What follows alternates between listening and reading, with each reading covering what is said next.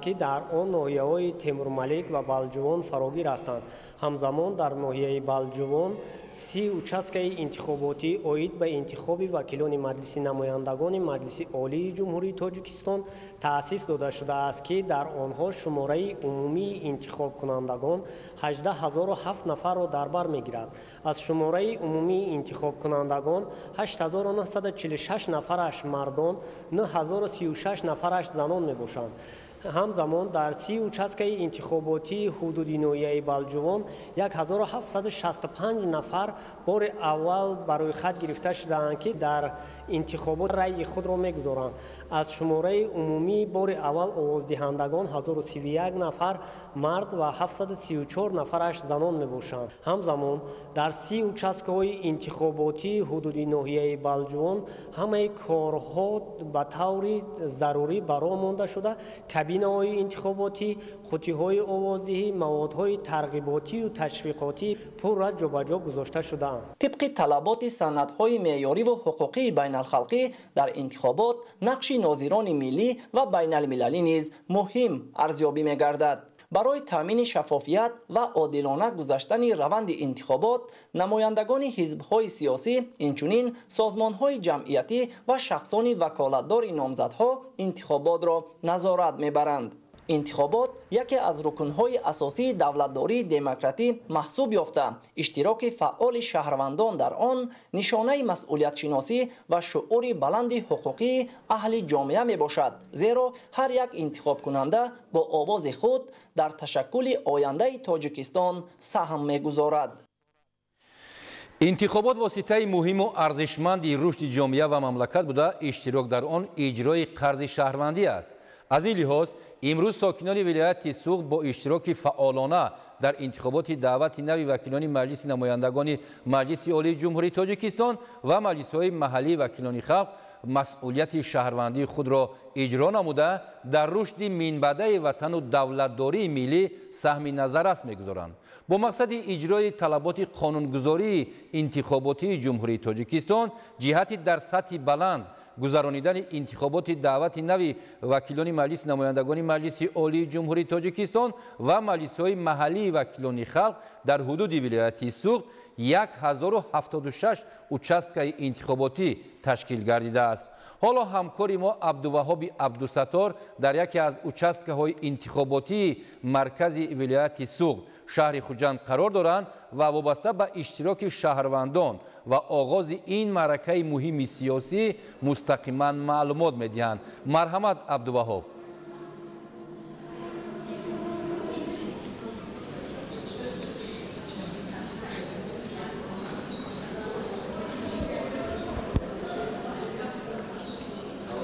салом ҳамкорон ва бинандагони гиромӣ, ҳама ба интихобот барои рушду ободии тоҷикистони соҳиби истиқлол овоз медиҳем.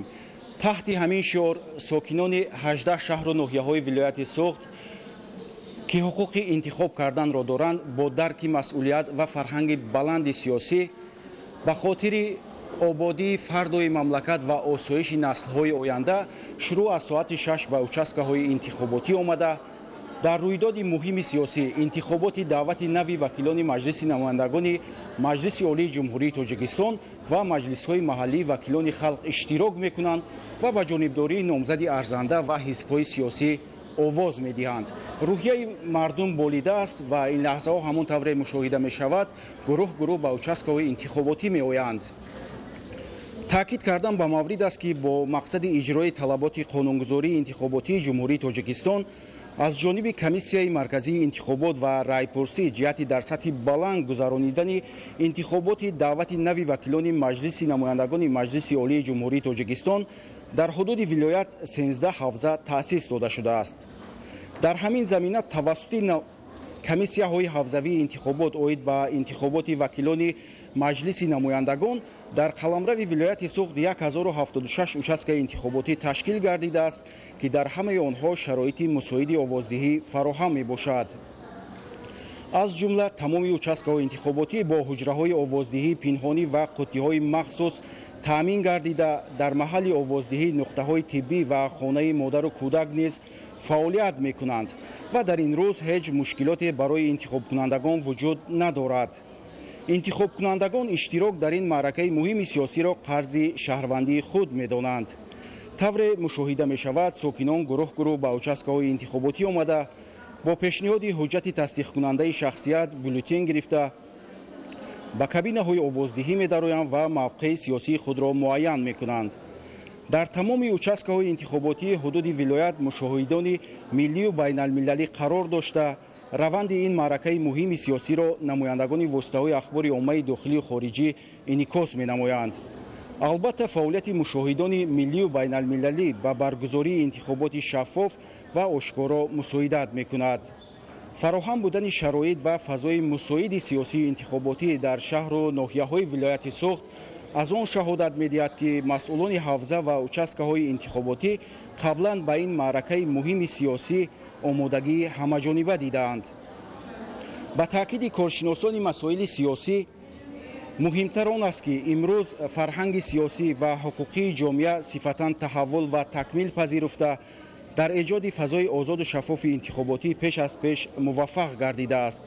ҳамин аст, ки мардум дар ин рӯз дар муайян кардани мавқеи сиёсии худ бо камоли масъулият ва иродатмандӣ иқдом гирифтанд ва ба ин васила дар ташаккули ҳокимияти сиёсӣ нақши худро хоҳанд гузошт.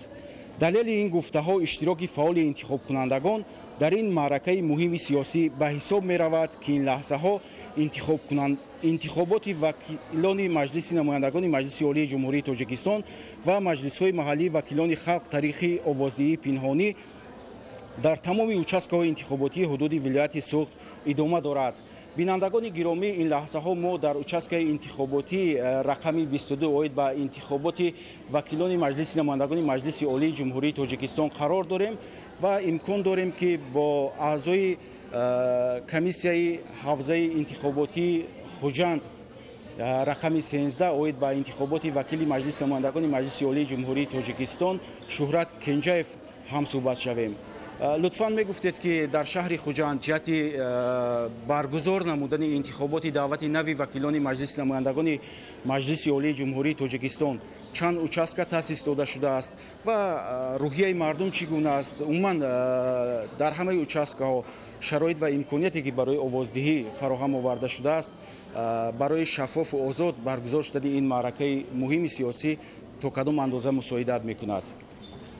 имрӯз дар шаҳри Хуҷанд дар осии Конститутсияи ҷумҳурии Тоҷикистон ҷиҳати амалӣ намудани нишонаҳои демократия, яъне озод ва шаффоф баргузор намудани интихобот аз ҷониби комиссияи марказии интихобот ва райпурсии ҳавзаи рақами 13 оид ба интихоботи маҷлиси намояндагон ташкил карда шудааст, ки аз ҷониби ин ҳавза дар ҳудуди шаҳри Хуҷанд 67 участкаҳои интихоботӣ ташкил карда шуд, ки имконият медиҳад мардум бо рӯҳии волида, яъне баҳри амалӣ намудани ҳуқуқҳои сиёсии худ ва бо масъулияти баланд иштирок намудан барои ояндаи дурахшони Тоҷикистон, бевоста барои таҳкими додани низоми қонунгузории ҷумҳурии Тоҷикистон ва шахсони арзандаро барои интихоб намудан ба вакили маҷлиси намояндагони маҷлиси олии ҷумҳурии Тоҷикистон ташкил карда шудааст. аз ин ҷумла дар шаҳри Хуҷанд мо қайд карда метавонем, ки 137 000 интихобкунанда аст, ки онҳо ҳамаашон то баргузоршавии рӯзи интихобот огоҳ карда шуданд, хабарномаҳо дастрас карда шудааст ва онҳо имконият доранд, ки озодона санаи 2 марти соли 2025 дар интихобот яъне ширкат намоянд. имрӯз мо ҳамчун комиссияи интихоботии маҷлиси намояндагони маҷлиси олии ҷумҳурии Тоҷикистон дар тамоми участкаҳо ширкат доштем ва ҳамаи участкаҳое, ки 60 участки, ки дар шаҳри Хуҷанд ташкил карда шудааст, ҳамаи онҳо бо рӯҳии идона, яъне шаҳрвандонро қабул карда шуданд ва шаҳрвандон низ бо як масъулияти баланд барои он, ки барои ояндаи наслҳои наврас, барои гулгушуфии Тоҷикистон, яъне аз ин ҳуқуқҳои сиёсии худ яъне истифода бурда истоданд, ки имконият медиҳад, ки шаҳрвандон бевосита дар корҳои сиёсии давлатӣ иштирок намоянд. ташаккури зиёд. бинандагони гиромӣ, ёдовар мешавем, ки ҳамсӯҳбати мо буданд Шуҳрат Кенҷаев, узви комиссияи ҳавзаи интихоботии Хуҷанд рақами 13 ва аз раванди интихобот мо дар нашрҳои минбаъдаи барномаи ахбор вобаста ба раванди интихобот маълумоти бештарро манзур медорем. ҳамкорон. ташаккур абдуваҳоб. бинандаҳои азиз, хотиррасон мешавем ки ҳамкори мо абдуваҳоби абдусаттор буданд ки аз маркази вилояти Суғ шаҳри Хуҷанд ба мо мустақиман дар тамос буданд. барои ҷумҳурии Тоҷикистон соли 2025 соли хеле муҳиму арзишнок маҳсуб гардида, раванди баргузории интихоботи даъвати нави вакилон ба маҷлиси намояндагони маҷлиси олии ҷумҳурии Тоҷикистон ва маҷлисҳои вакилони халқ мову шуморо барои гузариш ба давраи сифатноки нави ҷомеа ворид менамояд. ин лаҳза гузориши таҳия намудаи ҳамкорони мо аз рафти омодагии сатҳи баланди участкаҳои интихоботии шаҳру ноҳияҳои вилояти Суғ манзуратон мегардад.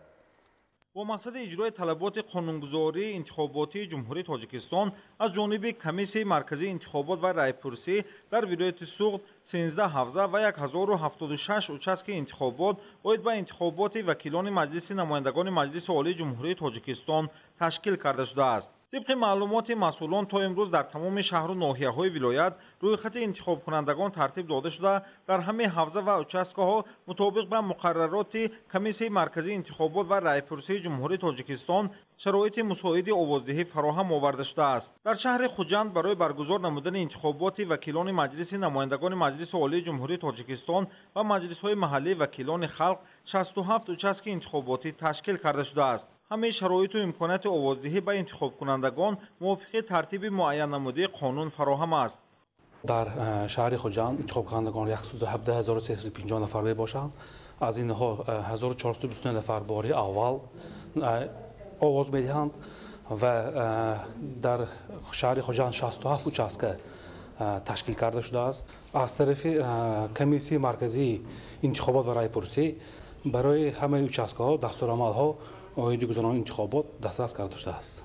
در مرکز ولایت سوغد شهر خوجند برابر نصب لوحه‌های کلان در کوچه خیابان و جایهای سیرآدم دایر به برگزاری روز انتخابات ماهیت چاره‌بینی سیاسی دعوت همگان به آوازدهی لوحه‌ها نصب شده در آمدگاه هر یک участок انتخاباتی نیز لوحه علامت اشارتی موجود میباشد.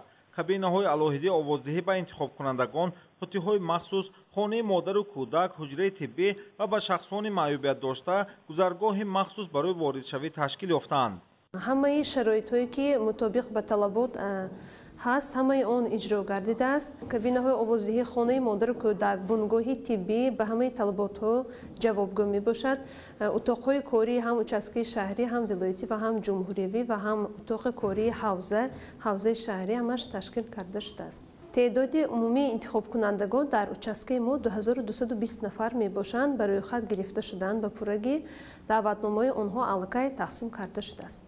در ناحیه باباجان غفورов بهره فراهم آوردن شرایط یخیله به انتخاب کنندگان و آوازدهی به طرفداری نامزدها از طرف حوزه یک مندتی انتخاباتی باباجان غفورov رقم 14 و حوزه یک مندتی انتخاباتی ارونخوجایف 15 در دو حوزه 101 участок انتخاباتی تشکیل گردیده است. با 78 участок انتخاباتی که در حدود همین حوزه فعالیت میبرد از طرف کمیسیون مرکزی انتخابات و رایپرسی جمهوری تاجیکستان موادهای انتخاباتی قانون کنستیتوسیونی جمهوری تاجیکستان درباره انتخابات، دستورالعمل‌ها، ترتیب، راهنما، نقشه تقویمی، دستورالعمل‌های سوال و جواب‌ها دسترس کرده شد. با مقصد فراهم آوردن شرایط مناسب برای فعالیت حوزه انتخاباتی ارونخوجایف 15 در بینای قصر مدنیت ارباب یک حجره با تمام تجهیزات‌های ضروری از جمله تلفن، اینترنت، کامپیوتر، پرینتر، تلویزیون، فاکس جدا کرده شده است. در شهر و ناحیه‌های اسفرک، کانیبادام، بوستان، گلستان، استقلال، اشت، مسجح، سپیتامین، جبار رسولوف، دیوشتی، زفرآباد، استرافشان، شهرستان، پنجکین، ناحیه‌های عینی و کوهستان مسجح برای برگزاری انتخابات شرایط و امکانات برابر فراهم است. در اساس قرار کمیسیون مرکزی انتخابات و رایپرسی جمهوری تاجیکستان در شهر استرافشان حوزه یک مندتی انتخاباتی استرافشان رقم 23 اوید به انتخابات وکیلان مجلس نمایندگان مجلس عالی جمهوری تاجیکستان تشکیل کرده شده است. در حوزه انتخاباتی استرافشان رقم 23 98 участок انتخاباتی تشکیل کرده شده. شماره انتخاب کنندگان 141,318 نفر را تشکیل می‌دهد. با مقصد در سطح بلند گذراندن انتخابات و شرایط مساعد برای انتخاب کنندگان فراهم آوردند. کمیسیون مرکزی انتخابات و رئیس پرسی جمهوری تاجیکستان همه لوازمات لازمه را به حوزه های انتخاباتی و حوزه انتخاباتی استرافشان 23 و участок انتخاباتی دسترس کرده شد.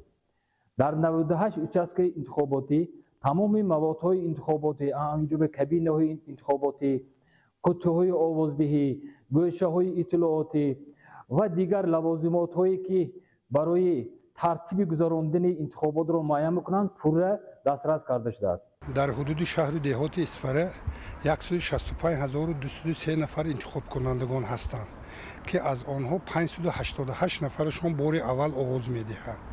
در مجموع 458 نفر مشاهدان ملی به قید گرفته شده، با آنها مشورت‌های دستوردهی گذرانده شد. ساکنان شهر اسفره، استرافشان، پنجکین و دیگر شهر و ناحیه‌ها در رابطه با برگزاری انتخابات و اشتراک در آن نظر خویش را چنین بیان نمودند. انتخابات انعکاسگر دولت حقوق بنیاد دنیوی و دموکراتی تاجیکستان را در عرصه بین الملل نشان می‌دهد.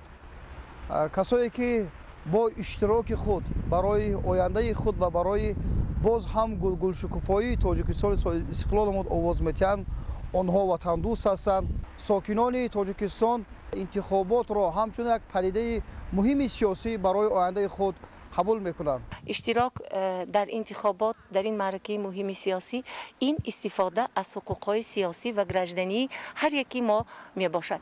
ما می توانیم با آواز خود، با رأی خود در پیشبرد دولت، در اداره کنی دولت، در تامین قانونیت در تمام مرز و بوم جمهوری تاجیکستان اشتراک نموده باشیم. طبری مسئولین حوزه، участк‌های انتخاباتی و ساکنان شهر و ناحیه‌های ولایت سوخت بیان می‌دارند برگزاری انتخابات بیانگر دولت دموکراتی حقوق بنیاد و خلق محور بودن سیاست دولتی جمهوری تاجیکستان را بازگو کرده، آمادگی سطح بلند اشتراک همگان در این معرکه مهم سیاسی، افاده اراده خود و سهمگذاری در آینده با سعادت خلق کشور است. خود این گذرانیدن انتخابات از آن شهادت می‌دهد که جمهوری تاجیکستان یکی از دولت‌های حقوق بنیاد دموکراتی میباشد. با نامزدهای پیشبری شده شناس هستیم و با برنامه‌های پیش از انتخاباتی آنها شناس گردیده ایم. یادآور می‌شویم هر شهروندی که سنش به 18 رسیده است حقوقی در انتخابات اشتراک کردن را دارد. هر شهروند امکان دارد و نامزد ارزنده خود رأی دهد و نماینده خود را در پارلمان کشور انتخاب نماید. فراهم بودن شرایط و فضای مساعد سیاسی انتخاباتی در شهر و ناحیه‌های ولایت سوخت از آن شهادت می‌دهد که مسئولین حوزه و участк‌های انتخاباتی و این معرکه مهم سیاسی همه‌جانبه آمادگی دیدند. انتخابات شکل عالی اظهار اراده خلق است. خلق همچون سرچشمه یگانه حاکمیت دولتی در انتخابات اراده خود را به واسطه اظهار می‌کند. انتخابات در شرایط معاصر دولتداری یکی از خصوصیات نظررس جامعه دموکراتی به حساب رفته، واسطه مهم تشکل و رشد نظام سیاسی جامعه، روند دموکراتی کنانی جامعه، پلورالیسم سیاسی و نظام بسیار حزبی به حساب رفته، در شکلگیری نهادهای سیاسی جامعه خصوصا پارلمانتاریسم از عامل‌های ارزشمند رشد دولتداری به حساب می‌رود. طور اطلاع داده بودیم همه участк‌های انتخاباتی هیئت‌های ایجادی تلویزیون تاجیکستان قرار دارند و این لحظه ما امکان داریم و می‌توانیم مستقیما با همکارمان یوسف غنیزاده که در شهر تورسوزاده قرار دارد در تماس شویم.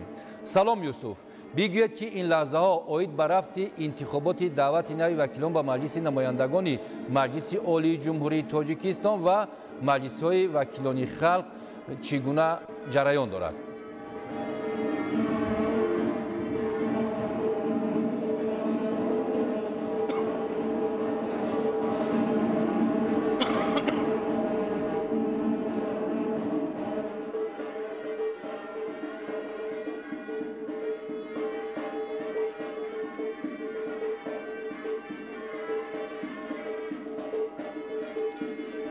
سلام یور محمد. چون دیگر شهر و ناحیه‌های مملکت از ابتدای روز در شهر تورسوزاده نیز روند آوازدهی انتخابات وکیلان مجلس نمایندگان مجلس عالی جمهوری تاجیکستان و مجلس‌های محلی وکیلان خلق оғоз гардид. шуруъ аз соати 6 субҳ то ин ҷониб сокинони шаҳр хоса ҷавонони фаъоли шаҳри турсунзода бо эҳсоси гарми ватандӯстӣ ба хотири фардои дурахшони тоҷикистони муқаддасу соҳиби истиқлол ба участкаҳои интихоботӣ ташриф оварда ба номзадҳои арзанда овоз дода истодаанд. дар як ҳавзаи ҳудудии якмандатии интихоботии турсунзода 5 ва 69 участкаҳои интихоботӣ оид ба интихоботи вакилони маҷлиси намояндагони маҷлиси олии ҷумҳурии тоҷикистон барои интихобкунандагон шароити зарурӣ муҳайё гардидааст. дар ин ҳавзаи ҳудудӣ 142180 нафар ҳамчун интихобкунанда ба қайд гирифта шудааст ки аз байни онҳо 5252 нафар бори аввал дар интихобот ҳамчун интихобкунанда иштирок менамоянд. аз 5252 нафар интихобкунандагони ҷавон ҳамчунин 1076 нафарашонро шахсони 18 сола ташкил медиҳанд ва онҳо бо изҳори ҳавасмандӣ ҷиҳати иштирок дар ҳаёти сиёсии кишвар ба участкаҳои интихоботӣ ташриф оварда ба номзадҳои арзанда овоз дода истодаанд. бояд гуфт ки дар раванди роҳандозии интихоботи даъвати нави вакилони маҷлиси намояндагони маҷлиси олии ҷумҳурии тоҷикистон ва маҷлисҳои маҳаллии вакилони халқ дар шаҳри турсунзода барои 954 нафар шахсони имконияташон маҳдуд қуттии сайёр ташкил гардида он бо иҷрои қоидаҳое ки қонунгузории ҷумҳурии тоҷикистон оид ба интихобот муқаррар кардааст анҷом дода мешавад. иштирок дар интихобот иштирок дар ҳаёти сиёсии кишвар арзёбӣ гардида интихоби номзадҳои арзанда ба вакили маҷлиси намояндагони маҷлиси олии ҷумҳурии тоҷикистон чун масъулияти шаҳрвандӣ ба хотири фардои дурахшони тоҷикистону соҳиби истиқлол ва таҳкими пояҳои истиқлоли давлатӣ ваҳдату ҳамдилӣ тақвияти пешрафти соҳаҳои мухталифи ҷомеа ва шоистатар муаррифӣ гардидани тоҷикистони соҳиби истиқлол дар арсаи байналмилалӣ мебошад. ва ин лаҳза мо имкон дорем бо саидова гавҳар раиси комиссияи участкаи интихоботии рақами 1 ҳавзаи интихоботии якмандатии турсунзода 5 суҳбате ороста бошем. нахуст мехостем вобаста ба ҷараёни овоздиҳӣ дар участкаи рақами 1 чанде аз андешаҳои худро иброз медоштед. имрӯз дар саросари кишвари азизамон тоҷикистони соҳиби истиқлоламон чорабинии муҳими сиёсӣ яъне интихоботи вакилони маҷлиси намояндагони маҷлиси олии ҷумҳурии тоҷикистон ва интихоботи маҷлисҳои маҳаллии вакилони халқ баргузор гардида истодааст. комиссияи участкаи интихоботии рақами 1 аз ҳавзаи якмандатии интихоботии турсунзода 5 дар шаҳри турсунзода кӯшиш ба харҷ медиҳад ки ин маъракаи муҳими сиёсиро дар сатҳи олӣ доир намоем ва субҳи имрӯз мо оғози ин чорабинии сиёсиро бо додани суруди миллии ҷумҳурии тоҷикистон оғоз намудем ва имрӯз аз ҷониби комиссияи участкаи интихоботии рақами 1 аз ҳудуди 11 кӯчаҳо мо 1201 нафар интихобкунандагонро ба қайд гирифтем ки аз онҳо 550 нафарашон занҳоро ташкил медиҳад ва имрӯз мо барои овоздиҳандагон дар участкаи интихоботии рақами 1 тамоми шароитҳоро тибқи талаботи қонунгузории ҷумҳурии тоҷикистон таъмин намудем ва бо ифтихор гуфта метавонам ки ҳар як шаҳрванди шаҳри турсунзода бо як дарку масъулияти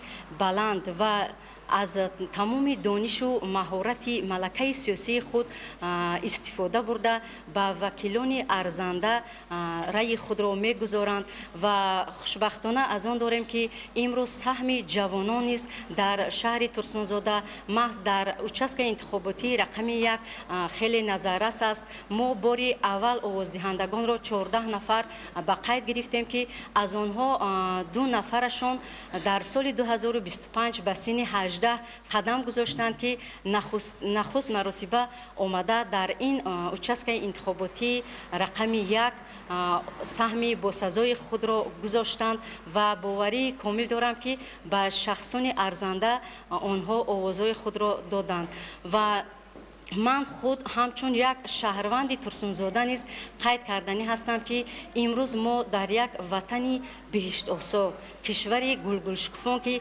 صلح و ثباتش همیشه پایدار است زندگی داریم و امروز محض در همین فضای تنجو و آسایشتگی ما کوشش به خرج میدیم که چهاربینی مهم سیاسی را در سطح بلند با یک افتخار و سربلندی و فضای ادانه دایر نماییم.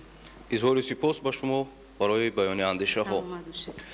واقعا هم از آغاز روز مشاهده می گردد که جوانان در این معرکه مهم سیاسی فعالانه اشتراک نموده ایستادند و آنهایی که بار اول در انتخابات اشتراک نمودند از جانب مسئولین شهر ترسونزاده با تحفه ها برای هوسمندی قدردانی گردیدند. تماشابینان عزتمند در رابطه با جریان برگزاری و جریان آوازدهی با وکیلان و نامزدها از شهر ترسونزاده در نشرهای بعدی باز به شما معلومات میدیم و این لحظه اینان وقت رو با اختیاری همکارانمان میسپاریم. مرحمت یور محمد. سلامت باشید یوسف. بیننده های عزیز خاطررسان میشویم که همکاری ما یوسف غنیزاده بودند که از شهر ترسونزاده از جریان برگزاری این معرکه مهم سیاسی و اشتراک شهروندان در این معرکه مهم سیاسی برای ما و شما اطلاع تازه پیشنهاد نمودند. همکاران ما اطلاع میدهند که در حوزه حدودی یک مندتی رشت 12 انتخابات دعوت نهایی وکیلان مجلس نمایندگان مجلس عالی جمهوری تاجیکستان همچنین مجلس های محلی وکیلان خلق ناحیه‌ها و جماعت شهرک دهات آغاز گردیده در سطح بلند ادامه دارد. حالا همکاری ما نوروزشاه عزیزالله در مرکز ناحیه رشت شهرک غرب قرار دارند و ما امکان داریم که با او مستقیما پیوست شده درباره روند انتخابات معلومات گیریم. نوروزشاه بگوید که در حوزه یک مندتی رشت 12 اشتراک شهروندان در معرکه مهم سیاسی و آوازدهی چگونه جریان دارد؟ مرحمت.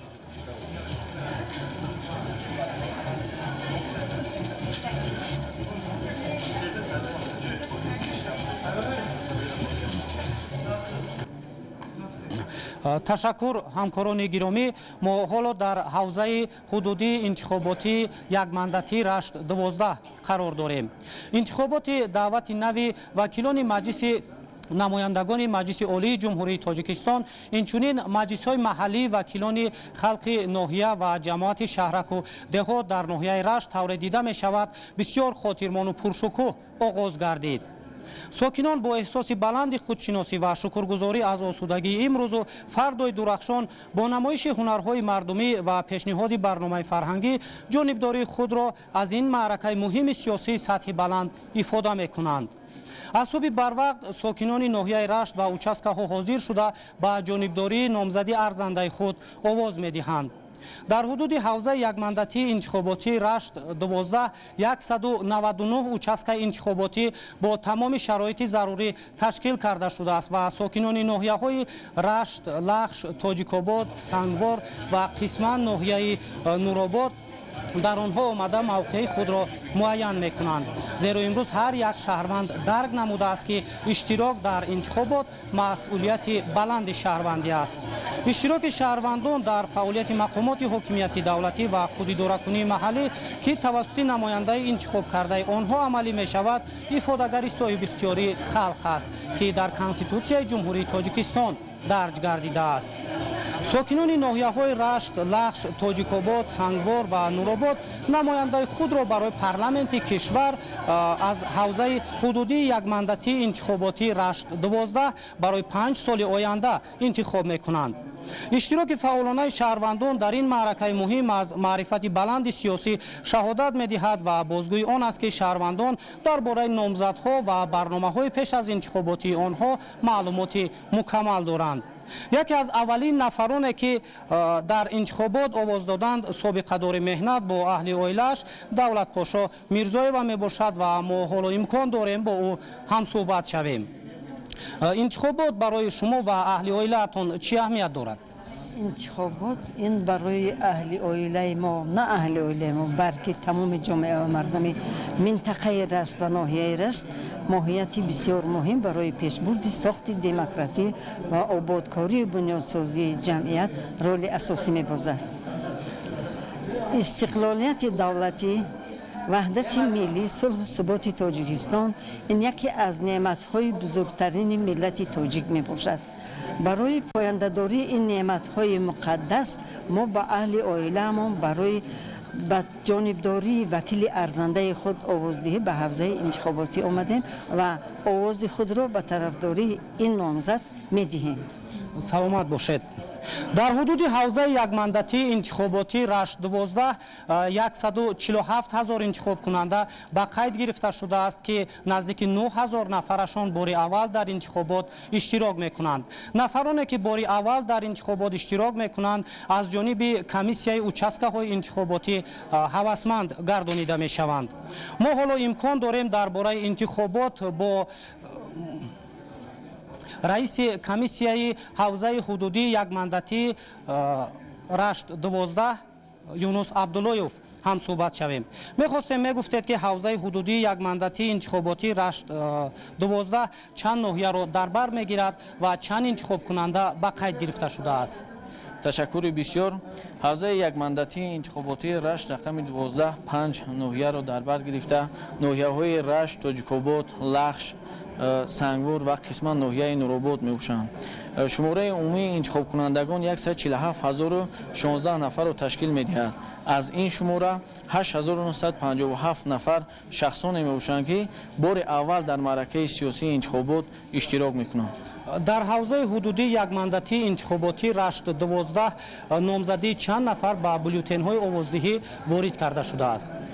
در حوزه حدودی انتخاباتی رشت رقم 12 نامزدی 4 نفر، یک نفر از طرف حزب خلقی دموکراتی تاجیکستان در ناحیه‌های رشت، تاجیک‌آباد، لخش، سنگور، نورآباد و 3 نفر با طریق خودپیشبری نامنویس شده‌اند. همزمان از طرف رویخط از حساب رویخط عمومی جمهوری حزب‌های سیاسی 6 حزب به بولتن‌ها داخل کرده شده است. این زمان روند انتخابات چگونه جریان دارد؟ چخیلی که مشاهده کرده ایستاده‌ایم، ساکنان با احساس بلند خودشناسی و شکرگزاری از آسودگی امروز و فردا با پیشنهاد هنرهای مردمی و برنامه‌های فرهنگی جانبداری خود را از معرکه مهم سیاسی افاده کرده ایستادند. همزمان مردم ناحیه رشت از صبح بروقت به اوچاسکه‌های انتخاباتی حاضر شده به طرفداری نامزدهای ارزنده خود آواز داده ایستادند. سلامت باشد. به طور فعالانه اشتراک کردن شهروندان در انتخابات درک مقام و اهمیت آواز هر یک شهروند در این معرکه مهم سیاسی می باشد. حالا در اوچاسکه های انتخاباتی حوزه یک مندتی انتخاباتی رشت 12 با اشتراک فعالانه شهروندان انتخابات دعوت نوی وکیلان مجلس نمایندگان مجلس عالی جمهوری تاجیکستان جریان دارد که در نشرهای بعدی باز شما را در جریان میگذاریم. سلامت باشید. تشکر نوروزشاه. بیننده‌های عزیز، همکاری ما نوروزشاه عزیزلو بودند که از شهرک غربی ناحیه رشت یعنی از منطقه رشت به ما و شما معلومات پیشنهاد کردند. در جریان برنامه باز در تماس میشیم و به طور پوره از ناحیه‌های منطقه رشت نوروزشاه برای ما و شما معلومات تازه پیشنهاد خواهد نمود. برای در سطح بلند تشکیل نمودن روند انتخابات دعوت نهایی وکیلان به مجلس نمایندگان مجلس عالی جمهوری تاجیکستان و مجلس‌های وکیلان خلق در دیگر شهر و ناحیه‌های مملکت نیز آمادگی خوب است. در این معرکه مهم سیاسی از انتخاب کنندگان تقاضا می‌گردد که برای آینده درخشان تاجیکستان پیش از همه در این معرکه مهم فعالانه اشتراک کرده راه منبعده خود را برای 5 سال آینده معین می‌نمایند. گزارش همکاران ما در این خصوص. شعار و آویزه‌های تجسم کننده که در مرکز شهر و جایهای اهالی نشین نصب گردیدند بازگوی آن است که مسئولان و اعضایان حوزه یک مندته انتخاباتی وحدت 10 جهت این چاره‌بینی سیاسی کارهای ترغیباتی نظررس را به سامان رسانیدند. در حدود حوزه یک مندته انتخاباتی وحدت رقم 10 85 اوچاسکه انتخاباتی اوید به انتخابات وکیلان مجلس نمایندگان مجلس عالی جمهوری تاجیکستان تأسیس داده شده است که تمام اوچاسکه انتخاباتی با تمام شرایط تامین کرده شده و قید نماییم که در участкҳои интихоботии ҳудуди ҳавзаи интихоботии якмандатаи ваҳдат рақами 10 168888 нафар интихобкунандагон ба рӯйхати интихобкунандагон ворид карда шуданд ки аз ин шумора 635 нафарашон бори аввал дар интихоботи вакилони халқ иштирок мекунанд. Дар участкҳои интихоботӣ қуттиҳои сайёр ташкил карда шудааст ки ба воситаи қуттиҳои сайёр комиссияи участкҳои интихобот иштироки интихобкунандагони беморро таъмин менамоянд. 209 нафар интихобкунандагон дар рӯйхати интихобкунандагони имконияташон маҳдуд ворид карда шуданд. дар тамоми участкҳои интихоботӣ барои интихобкунандагони имконияташон маҳдуд тамоми шароитҳои зарурӣ фароҳам оварда шудааст. бояд иброз намуд ки сатҳи иштироки сиёсии шаҳрвандон дар раванди чорабиниҳои сиёсии мамлакат муайянкунандаи рушди фарҳанги сиёсии ҷомеа ба шумор меравад. фаъолона иштирок намудани шаҳрвандон дар интихобот фақат як овоздиҳӣ набуда, балки ҳамзамон дарки мақом ва нақши худ дар ин раванди сиёсӣ мебошад. дар шаҳри Роғун 22 участкаи интихоботӣ ва 31 ҳавзаи интихоботӣ пурра дар сатҳи баланд омода карда шудааст. рӯҳияи мардум бениҳоят баланд мебошад. дар участки интихоботии рақами 2 шаҳри Роғун шумораи овоздиҳандагон 2040 нафарро дар бар мегирад. тавре ки коршиносон имроз медоранд, дар мисоли ҷумҳурии Тоҷикистон рушди мунтазами фарҳанги сиёсии шаҳрвандон ба назар мерасад. тавре дар комиссияи ноҳиявии интихоботии ноҳияи Рӯдакӣ ба мо иттилоъ доданд, 2 ҳавзаи якмандатаи вакилони маҷлиси намояндагони маҷлиси олии ҷумҳурии Тоҷикистон, 38 ҳавзаи ноҳиявӣ, 120 участкаҳои интихоботии ноҳиявӣ ва 340 участкаи ҷамоавӣ ташкил гардида, фаъолияти назарасу арзишманди аъзоёни ҳавзаи интихоботии якмандатаи Файзобод 11 ва 111 участкаи интихоботӣ дар ноҳия таъсис додашуда бозгӯи он аст, ки сокинон бо дарки масъулияти баланди шаҳрвандӣ ба номзадҳои арзанда рай медиҳанд. ҳамин тариқ интихобот дар поягузорӣ ва рушди демократия, амалишавии принсипҳо ва арзиши олии умумиинсонӣ, суботи давлати ҳуқуқбунёду дунявӣ, таъмини волоияти қонун ва ваҳдати ҷомеа, рушду нумӯи фарҳанги сиёсии ҷомеа, ҳамчунин таҳкими давлатдории миллӣ нақши муайянкунанда ва бунёдӣ мегузорад. интихобот инъикосгари манфиату талаботи кулли шаҳрвандони мамлакат буда, дар таҳия ва такмили шаклҳои гуногуни сиёсати давлатӣ вобаста ба соҳаҳои ҳаёти ҷамъиятӣ кӯмак карда метавонад. иштирок дар интихобот масъулият ва саҳмгузории шаҳрвандонро дар идораи корҳои давлативу ҷамъиятӣ ба вуҷуд оварда, масъулияти шаҳрвандӣ ва ифтихори миллиро низ боло мебарад. дар ҳавзаи якмандатии интихобот оид ба вакилони маҷлиси намояндагони маҷлиси олии ҷумҳурии Тоҷикистон Турсунзода рақами 5 69 участкаи интихоботӣ таъсис дода шуда, ҳамзамон ҳамаи аъзоёни комиссияҳои ҳавзавӣ ва участкавии интихоботӣ бо қонунҳои амалкунандаи кишвар шинос гардиданд. участкаҳои интихоботӣ дорои утоқҳои алоҳидаи тиббӣ буда бо лавозимоти ёрии аввалия ва кормандони соҳаи тиб таъмин ҳастанд. ҷавонон ки нерӯи созанда ва қувваи пешбарандаи ҷомеаи муътамадин ҳастанд, иштироки онҳо дар маъракаҳои муҳими давлатдорӣ аз ҷумла интихобот нақши созгор дорад. дар ҳавзаи якмандатии интихоботии Турсунзода рақами 5 5252 нафар бори аввал аст ки овоз медиҳанд. интихобот раванди ҳуқуқӣ ва сиёсӣ аст ки шаҳрвандон бо истифода аз ҳуқуқи овоздиҳӣ намояндагони худро барои идораи давлат ё сохторҳои мухталиф интихоб мекунанд. он яке аз унсурҳои асосии демократия дар ҷумҳурии Тоҷикистон ба шумор меравад ва ба шаҳрвандон имкон медиҳад ки ба ташаккули ҳукумат ва пешрафту тараққиёти минбаъдаи кишвар ҳиссагузор бошанд. ҳоло дар ҳавзаи якмандатии интихоботии шаҳри нав рақами 6 40 участкаи интихоботӣ аз ҳудуди ноҳияи шаҳри нав, 15 участкаи интихоботӣ аз ҳудуди шаҳри Турсунзода ва 15 участкаи интихоботӣ аз ҳудуди шаҳри Ҳисор, дар умум 70 участкаи интихоботӣ таъсис дода шудааст. шумораи ниҳоии овоздиҳандагон дар ҳудуди ҳавза 140280 нафар ба қайд гирифта шуданд ки тибқи маълумот ҳоло аз рӯи ин теъдод бюллетенҳои овоздиҳӣ ба участкаҳои интихоботӣ дастрас гардиданд. ҳамаи участкаҳои интихоботӣ имрӯз омода ҳастанд ки ба пуррагӣ маъракаи муҳими сиёсиро сарбаландона, яъне бо сари баланд бо тинҷии амонӣ паси сар намоянд.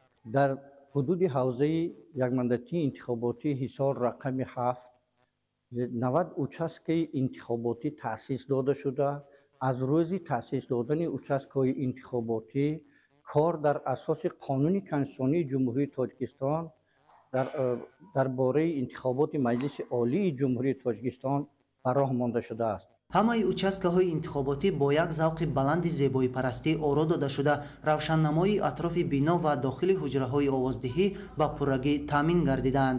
дар баробари ин утоқҳои алоҳида барои модару кӯдак, ҳуҷраи тиббӣ бо лавозимоти зарурӣ ва хонаи машваратӣ бо ҳуҷҷатҳои лозима таъсис дода шуданд. инчунин барои шахсони дорои маъюбият шароити хуб фароҳам гардида, нафароне ки бо сабаби беморӣ ва дигар омилҳо ки қонунгузорӣ муайян кардааст, имкони ба участкаи интихоботӣ ташриф овардан надоранд, барои онҳо қуттии овоздиҳии сайёр ташкил карда шудааст. иштирок дар интихобот аз ҳар як овоздиҳанда маданияти баланди сиёсӣ ва дониши хуби ҳуқуқиро талаб менамояд. интихобот василаи муҳимтарини рушди демократия дар Тоҷикистони соҳибистиқлол ба шумор меравад.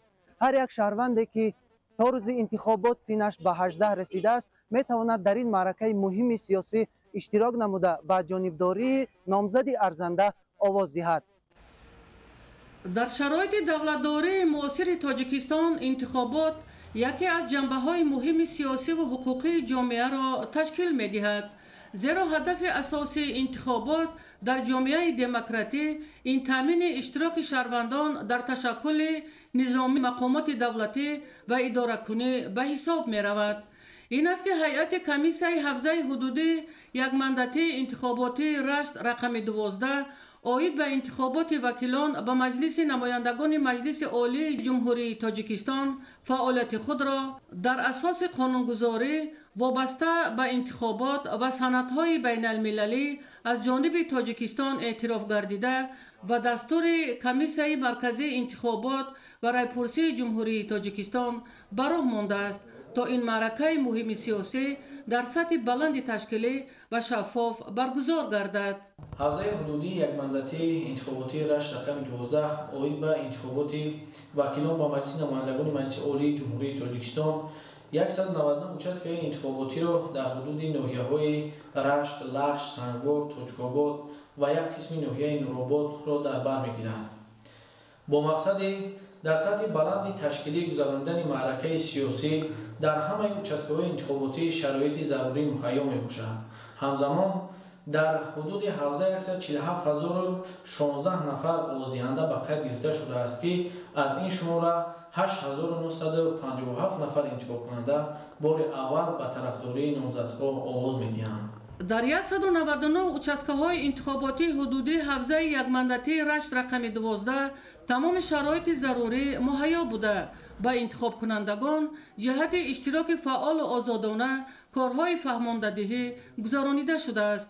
аз ҷумла дар 69 участкаи интихоботии ноҳияи Рашт аз шумораи умумии интихобкунандагон 4608 нафар бори аввал дар интихобот ширкат намуда ба тарафдории номзадҳо овоз медиҳанд. барои 12892 нафар маъюбону пиронсолон ва беморон бошад қуттиҳои сайёр ташкил карда шудааст. дар ҳудуди ноҳия 66 участкаи интихоботӣ 40 ҳавзаи интихоботӣ ба интихоботи вакилони маҷлиси вакилони халқ 66 та участкаҳои интихоботӣ мавҷуд мебошанд.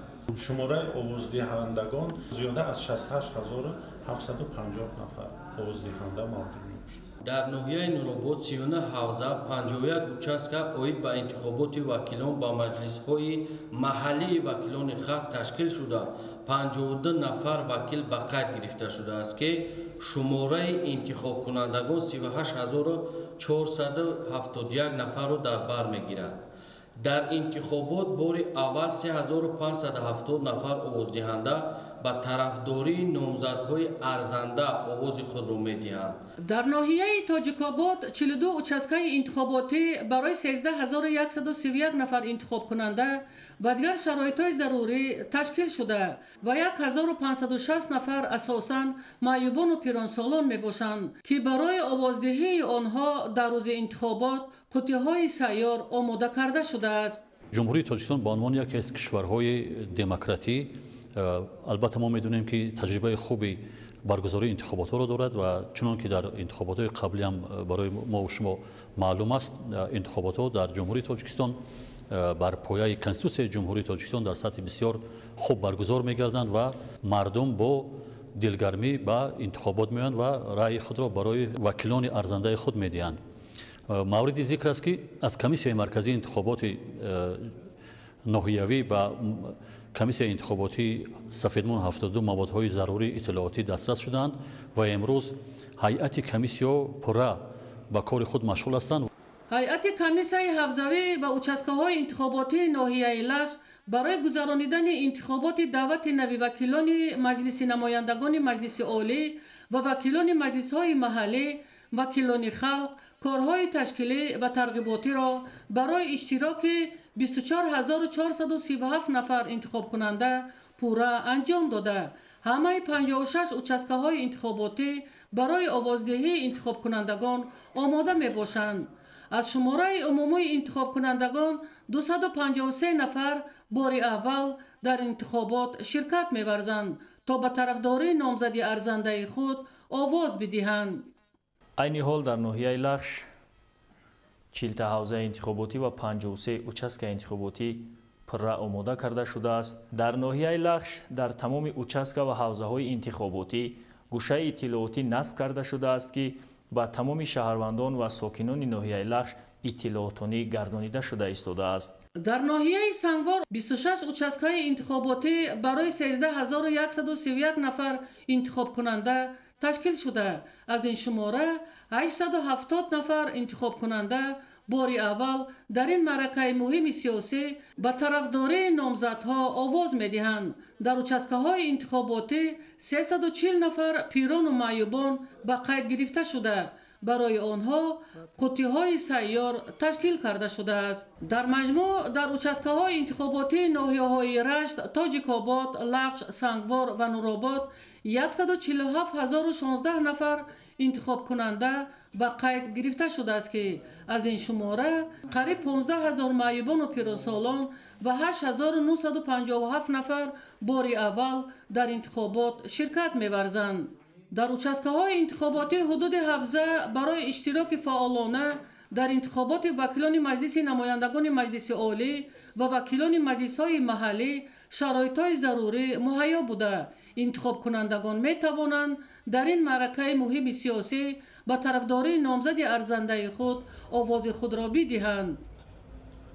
бинандагони гиромӣ, ин лаҳза мо имкон дорем ки суҳбати ҳамкорамон Зулфия Раҳимзодаро дар студияи дигари телевизиони Тоҷикистон бо коршиноси комиссияи марказии интихобот ва райпурсӣ анҷом медиҳад. манзури шумо намоем. марҳамат. салом бинандагони гиромӣ, ин навбат суҳбате дорем доир ба мавзӯи нақши интихобот дар раванди демократикунонии ҷомеа бо омӯзгори Донишгоҳи Миллии Тоҷикистон, номзади илмҳои ҳуқуқшиносӣ Собирҷон Абдулаҳадзода. тавре медонем дар ҷумҳурии ин лаҳзаҳо интихоботи даъвати нави вакилони маҷлиси намояндагони маҷлиси олии ҷумҳурии Тоҷикистон ва маҷлисҳои маҳаллии вакилони халқ ҷараён дорад. интихобот чун арзиши демократӣ дар ҳаёти ҷамъиятию сиёсӣ чӣ нақшу мақоме дорад? ташаккури зиёд. айни ҳол ки дар ҷумҳурии Тоҷикистон маъракаи муҳими сиёсӣ, интихоботи маҷлиси олии ҷумҳурии Тоҷикистон, интихоботи вакилон ба маҷлисҳои маҳаллии вакилони халқ ва худвакилони шаҳрак ва деҳот ҷараён дорад. боварӣ дорем ки сокинони кишвар, шаҳрвандони ҷумҳурии Тоҷикистон бо дили гарм, нияти нек барои ояндаи дурахшони Тоҷикистон дар интихобот ширкат хоҳанд варзид. тамоми шаҳрвандони ҷумҳурии Тоҷикистон хуб медонанд ки тавассути интихобот яке аз мақомотҳои муҳими ҳокимияти давлатӣ, яъне яке аз ниҳодҳои муҳими давлатӣ حکومت دولتی تشکل می‌یابد. هر یک شهروند جمهوری تاجیکستان باید در تشکل و تأسیس همین حکومت دولتی با نقش‌گذار باشد. البته تشکل حکومت دولتی در زمان معاصر این از ماهیت و اهمیت دولت دموکراتی درک می‌دهد. ماده 1 کنستیتوسیون جمهوری تاجیکستان مقرر می‌نماید که جمهوری تاجیکستان دولتی صاحب اختیار دموکراتی حقوق بنیاد دنیایی و یگانه میباشد. ببینید که همه ارزش مهم دولتداری در ماده 1 کنستیتوسیون جمهوری تاجیکستان همچون خصوصیت مهم دولتداری انعکاس خود را یافته است.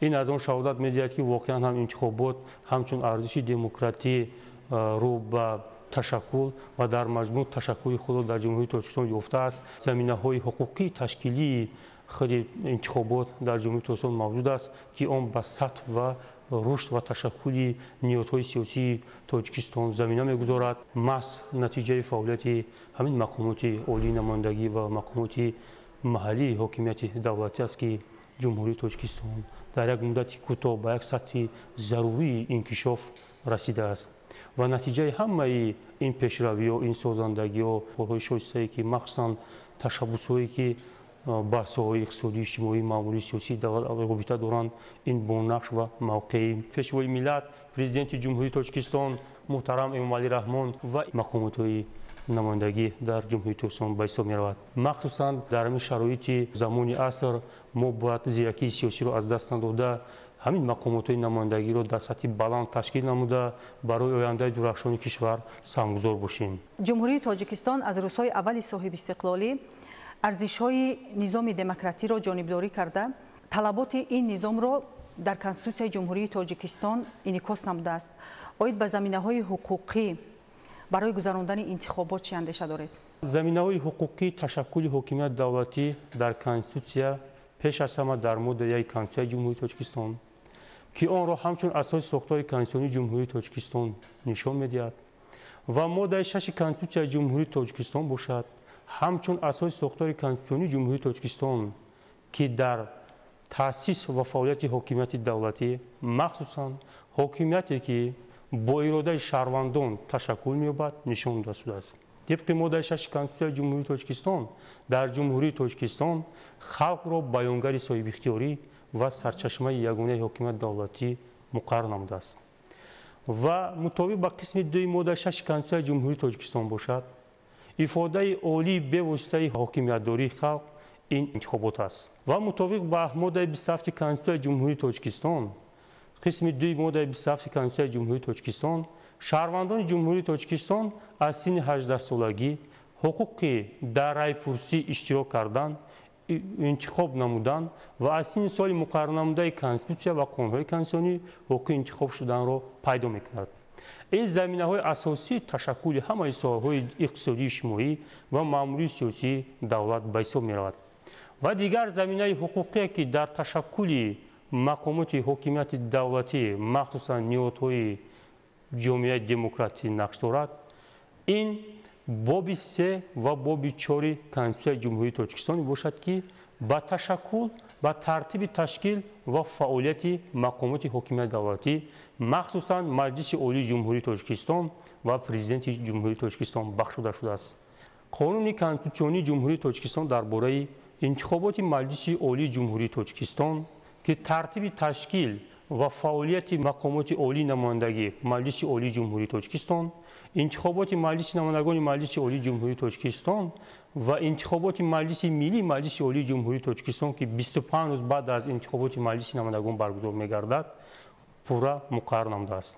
دوم قانون کنستیتوسیونی جمهوری تاجیکستان درباره انتخابات وکیلان به مجلس‌های محلی وکیلان خلق از 10 دکبر سال 1999 میباشد که آن ترتیب تشکیل و اشتراک سوبیکتان انتخابات را در روند انتخابات آن مقرر نموده است و دیگر قانون درباره خودروکنی شهرک و دهات میباشد که از سال 2009 قبول کرده شده است. آن ترتیب تشکیل و ترتیب برگزار نمودن انتخابات وکیلان با مجلس وکیلان خلق جماعت را مقرر می‌نماید. یکی از سوبیکتان اساسی پیشبری نمودن نامزدها در منصب‌های انتخابی این حزب‌های سیاسی میباشد. حزب‌های سیاسی از جمله نهادهای جامعه شهروندی بوده وضع حقوقی آن هم در کنستیتوسیای جمهوری تاجیکستان هم در قانونهای کنستیتوسیونی در بالا نامبر شده و طبق قانون جمهوری تاجیکستان درباره اتحادیه جمعیتی، قانون جمهوری تاجیکستان درباره حزب‌های سیاسی و دیگر سندهای معیاری که وضع حقوقی آنها را تنظیم می‌کند در انتخابات شرکت می‌ورزند. در برابر قانونهای نامبرده یک قطار راهنما ترتیب که از جانب کمیسیون مرکزی انتخابات برای پرسی قبول کرده می شود وضع حقوقی سوبیکت‌های نامبرده را مقرر می نماید.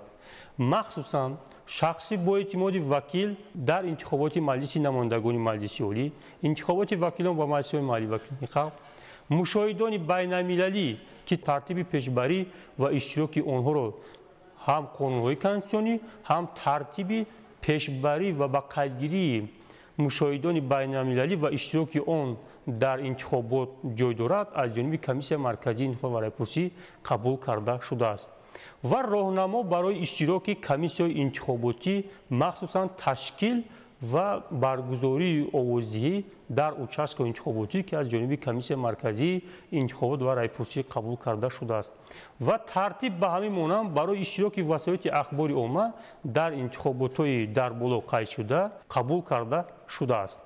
در برابر راهنما و ترتیب نامبرده دیگر سندهای بین المللی که تاجیکستان آنها را اعتراف کرده است جای دارد. یعنی زمینه‌های حقوقی در جمهوری تاجیکستان برای گذراندن انتخابات خیلی فراخ و گسترده میباشند. جهت گذراندن انتخابات دعوت نوی وکیلان مجلس نمایندگان مجلس عالی جمهوری تاجیکستان و مجلس‌های محلی وکیلان خلق در جمهوری 41 حوزه یک منطقه انتخاباتی و 3513 اوچاسک انتخاباتی تأسیس داده شده است.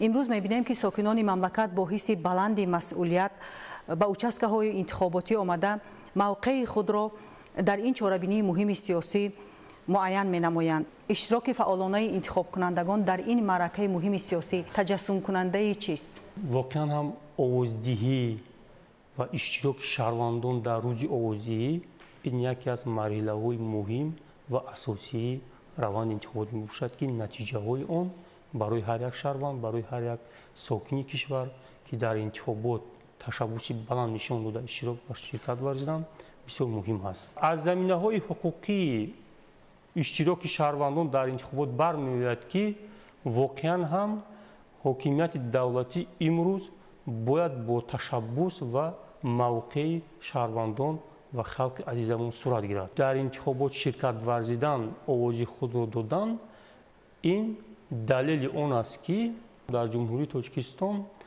خلق بیانگر صاحب اختیاری و سرچشمه یگانه حکومت دولتی برآمد میکند. هر یک انتخاب کننده باید داند که کی را انتخاب میکند. انتخاب کننده این حیات و آینده خود انتخاب کننده است. ما برای آینده خود برای تقدیر آینده دولت، ملت، شهروندان باید دست جمع در انتخابات شرکت ورزیم. نامزدهای ارزنده را به منصب‌های انتخابی انتخاب نماییم. یکی از مسائل مهم، یکی از مسائل اهمیت اساسی دولت دموکراتی نیز از آن عبارت است که اشتراک عامه خلق در تشکل حکومت دولتی مثبت ارزیابی می‌گردد. اراده ما باید سازنده باشد. سازندگی ما در انتخابات ظاهر می‌گردد. پرینسیپ‌های اساسی برگزاری انتخابات وکیلان مجلس نمایندگان مجلس عالی جمهوری تاجیکستان و مجلس‌های محلی وکیلان خلق در کدام سندهای حقوقی درج گردیدند و کدام‌هایند؟ پرینسیپ یکی از اساس‌های باشد که تمامی سوبیکتانی که در روند انتخابات شرکت می‌ورزند آنها کوشش می‌نمایند که پرینسیپ‌های برگزاری انتخابات ویران نگردند. آنها فعالیت خود را در اساس این پرینسیپ‌هایی که قانونگذاری مقرر نموده است عملی می‌سازند. قانونگذاری جمهوری تاجیکستان مخصوصاً قانونگذاری انتخاباتی یک قطار پرینسیپ‌ها را برای تشکیل و برگزاری انتخابات مقرر نموده است. مخصوصاً مطابق با طلبات ماده 3 قانون کنستیتوسیونی جمهوری تاجیکستان درباره انتخابات مجلس عالی جمهوری تاجیکستان، ماده 1 قانون کنستیتوسیونی جمهوری تاجیکستان درباره انتخابات وکیلان با مجلس محلی وکیلان خلق و ماده 28 قانون جمهوری تاجیکستان درباره خودرکنی شهرک و دهات یک قطار پرینسیپ‌ها را مقرر نموده است که آن زمینه اساسی تشکیل و برگزاری انتخابات میباشد. و در روند تشکیل برگزاری انتخابات شهروندان جمهوری تاجیکستان به صفت‌های گوناگون اشتراک میکنند و پرینسیپ‌هایی که در قانونگذاری مقرر نموده است آن نه تنها به انتخاب کننده به انتخاب شونده بلکه آن فراگیری تمام صفت‌های شهروند جمهوری تاجیکستان که در انتخابات به حیث انتخاب کننده انتخاب شونده اعضای کمیسیون انتخاباتی اعضای سوبیکت تامین کننده انتخابات اعضای حزب سیاسی نماینده حزب سیاسی نماینده وسایل اخبار یا شخص با اعتماد وکیل اعضای گروه تشبسکار یا با مشاهدان ملی و بین‌المللی نیز ربط دارد. پرزیدنت جمهوری تاجیکستان محترم امامعلی رحمان ضمن ارائه پیام خود به مجلس عالی جمهوری تاجیکستان از 28 دکبر سال 2024 مخصوص به یک اشاره قید نمودند که انتخابات در پیش تاهایی که اساسگذار صلح و وحدت ملی پیشوای ملت پرزیدنت جمهوری تاجیکستان در پیام خود به مجلس عالی جمهوری تاجیکستان قید نمودند دلالت از آن می‌دهد که در تشکیل و برگزاری انتخابات پرینسیپ‌های انتخاباتی که در کنستیتوسیون و قانون‌های جمهوری تاجیکستان مخصوصا قانون کنستیتوسیون درباره انتخابات مجلس عالی انتخابات وکیلان به مجلس‌های محلی وکیلان خلق و خدمت‌کنندگان شهرک و دهات جای دارد آن باید رعایت و در اساس آن برگزار کرده شود طبق پرینسیپ عمومی بودن انتخابات معنی آن را دارد که شهروند جمهوری تاجیکستان نو بس از ملت، نژاد، جنس، زبان، اعتقاد دینی، موقع سیاسی، مال و ملک، تحصیلات کسی نیو تا روز انتخابات به اجرا رسیده است حقوق انتخاب کردن را پیدا می‌نماید. حقوق انتخاباتی شهروند از سن 18 سالگی پیدا می‌گردد اما عمومی بودن انتخابات از سن سال مقرر کرده کنستیتوسیون و قانون‌های جمهوری تاجیکستان شهروند از روی همین اصول می‌تواند که نامزد به وکیلی مجلس نمایندگان، نامزد به اعضایی مجلس ملی، نامزد به وکیلی مجلس محلی وکیلان خلق ولایت شهر نویه و نامزد به وکیلی جماعت انتخاب گردد و همزمان عمومی بودن انتخابات به تمام شهروندان جمهوری تاجیکستان دخل دارد که آن به صفت‌های گوناگون در روند تشکیل و برگزاری انتخابات شرکت ورزد. دیگر پرینسیپی که قانونگذاری مقرر می‌نماید این برابری است یعنی همه شهروندان جمهوری تاجیکستان از سن سال مقرر کرده کنستیتوسیون و قانون‌های جمهوری تاجیکستان حقوق انتخاب کردن و به منصب‌های انتخابی حقوق انتخاب شدن و از سن سال مقرر کرده قانونگذاری جمهوری تاجیکستان حقوق دارند در اساس اصول برابری اعضای کمیسیون انتخاباتی باشند نماینده وسایل اخبار عامه باشند از جانب حزب‌های سیاسی و آن طلبات‌هایی که به انتخاب کنندگان و انتخاب شوندگان در قانونگذاری مقرر شده است استفاده شبکه‌های تلویزیونی برای عملی ساختن تشریفات پیش از انتخاباتی استفاده بردن از همین امکانیت‌های برابری که از جانب کمیسیون انتخاباتی عملی می‌گردد اشتراک در مرحله‌های روند انتخابات با صفت‌های گوناگون دخل دارد اگر آنها اشتراکچی همین مناسبت باشند و دیگر اصولی که قانونگذاری مقرر می‌نماید این مستقیم بودن انتخابات است از جانب کمیسیون مرکزی انتخابات یک قطار ترتیب و راهنما و یک قطار سندها قبول کرده شده است یکی از سندهایی که از جانب کمیسیون مرکزی انتخابات که با روز آوازدهی علاقه‌مندی زیج دارد این تقویم آوازدهی هست الان ما در مرحله آوازدهی انتخابات قرار داریم و تا امروز چند مرحله انتخاباتی برگزار گردید آن در دایره تقویم مقرر کرده قانونگذاری جمهوری تاجیکستان عملی گردید و آوازدهی نیز این یکی از تقویم‌هایی میباشد که هم با قانونگذاری هم از جانب کمیسیون مرکزی انتخابات و رای‌پرسی سند داخلدار قبول کرده می شود و طبق تقویم آوازدهی از ساعت 6 صبح آغاز گردیده 20 بیگاه به انجام می رسد و در همین دوره در همین روز آوازدهی تمام شهروندان جمهوری تاجیکستان که در اساس اصول و پرینسیپ‌های نام برده آنها امکانیت و حقوق آوازدهی را دارند اشتراک و حقوق آوازدهی خود را عملی می نمایند پرینسیپ مستقیم بودن انتخابات نه تنها با دایره حقوق انتخاب کردن و انتخاب شدن شهروندان داخل دارد بلکه آن فراگیری تمام روندهای انتخابات و تمام اشتراکچیان انتخابات می باشد که آنها در همین مرحله ها دوره های مقرر کرده کنستیتوسیون و قانون‌های جمهوری تاجیکستان اشتراک و عهده‌داری خود را عملی می سازند. دیگر پرینسیپی که قانونگذاری مقرر می نماید این پرینسیپ آوازدهی پنهانی می باشد و مرحله از همه اساسی و مهم روند انتخابات این آوازدهی پنهانی می باشد که شهروند جمهوری تاجیکستان طبق طلبات قانون‌های کنستیتوسیونی درباره انتخابات مجلس عالی و انتخابات وکیلان با مجلس محلی وکیلان خلق و خودروکونی شهرک و دهات با پیشنهاد نمودن شناسنامه شهروندی جمهوری تاجیکستان، شهادتنامه خدمتی، شهادتنامه таваллуд шаҳодатномаи ҳарбӣ ва дигар намудҳои ҳуҷҷате ки барои интихобкунандагон муқаррар намудааст аз аъзои комиссияи участкавии интихобот бюллетени интихоботиро дастрас намуда барои онҳош кафолати овоздиҳии пинҳонӣ дар хонаҳои овоздиҳӣ муқаррар карда шудааст. воқеан баргузор гардидани интихоботи вакилони маҷлиси намояндагони маҷлиси олии ҷумҳурии тоҷикистон ва маҷлисҳои маҳаллии вакилони халқ дар доираи қонунгузории интихоботии ҷумҳурии тоҷикистон ва принсипҳои умумипазируфтаи байналмилалӣ ин нишонаи таҳкими принсипҳои демократӣ дар ҷомеа мебошад. хуш омадед ба студияи телевизиони тоҷикистон. иштироку таваҷҷуҳи имрӯзаи мардуми тоҷикистон дар ин чорабинии муҳими сиёсӣ шаҳодат аз он медиҳад ки мардуми тоҷикистон барои ояндаи давлату миллати худ бетараф нестанд ва бо муайян кардани мавқеи худ дар интихобот ва ҷонибдорӣ кардан ба номзади арзанда дар пешрафту ободии ватан саҳми худро мегузоранд.